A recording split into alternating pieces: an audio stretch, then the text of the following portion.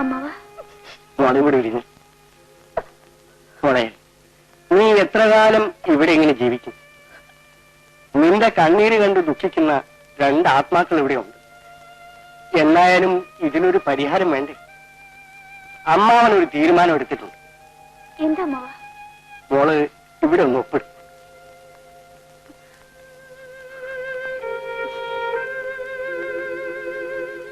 എന്തിനാ ആ ബന്ധം നമുക്കിനി വേണ്ട മോളെ?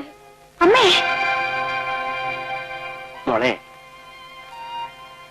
നീ പിണങ്ങിപ്പോന്നത് ഒരു തെറ്റാണെന്ന് തന്നെ ഇരിക്കട്ടെ. എന്നാലും 3 വർഷം നിങ്ങൾ ഒരുമിച്ച് ജീവിച്ചവരല്ലേ? ഇത്രയും ദിവസമായിട്ട് അയാളൊന്ന് തിരിഞ്ഞു നോക്കിയോ? പോട്ടെ, 15 പൈസയുടെ ഒരു കാർഡെങ്കിലും എഴുതിയിടാമായിരുന്നല്ലോ.